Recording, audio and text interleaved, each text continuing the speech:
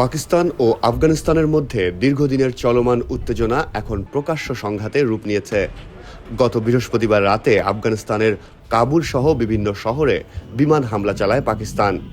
পরবর্তী সময়ে আফগানিস্তানও পাল্টা হামলা চালায়। ইতোমধ্যে দুই দেশের সংঘাতে নিহতের সংখ্যা ছাড়িয়েছে শতাধিক। এমন পরিস্থিতিতে প্রশ্ন উঠেছে, সামরিক শক্তিতে কে কতটা এগিয়ে। শুক্রবার বার্তা সংস্থা রয়টার্সের প্রতিবেদনে পাকিস্তান ও আফগানিস্তানের বর্তমান সামরিক শক্তির তুলনামূলক চিত্র তুলে ধরা হয়। প্রতিবেদনটিতে বলা হয়, পাকিস্তান পারমাণবিক অস্ত্রধারী দেশ ও সামরিক সক্ষমতায় আফগানিস্তানের তুলনায় অনেক শক্তিশালী।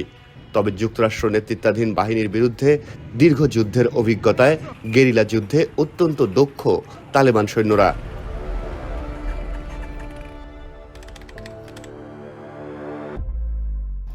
ইন্টারন্যাশনাল ইনস্টিটিউট ফর স্ট্র্যাটেজিক স্টাডিজের তথ্য অনুযায়ী পাকিস্তানের সশস্ত্র বাহিনীতে প্রায় 6,60,000 সদস্য রয়েছে। অন্যদিকে তালেবান সরকারের অধীনে আফগানিস্তানের যোদ্ধা রয়েছে প্রায় 1,72,000।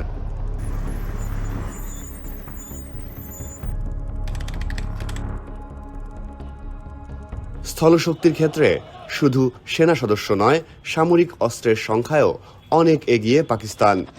দেশটিতে বর্তমানে প্রায় 6,000 সাঁজোয়া যান এবং 4,600টির বেশি আর্টিলারি বা ভারী কামান রয়েছে।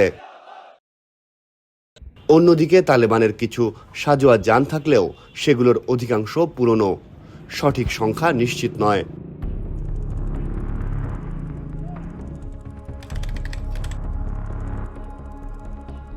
পাকিস্তানের সামরিক বাহিনীর কাছে অন্তত 465টি যুদ্ধবিমান ও 260টি হেলিকপ্টার রয়েছে।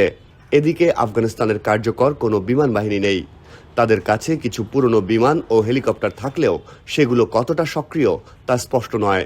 2021 সালে যুক্তরাষ্ট্রের ফেলে যাওয়া সামরিক সরঞ্জাম তালেবান বাহিনী হাতে পেলেও সময়ের সঙ্গে সঙ্গে সেগুলোর সক্ষমতা কমে গেছে। বর্তমানে ওই সব সরঞ্জামের প্রকৃত অবস্থা স্পষ্ট নয়।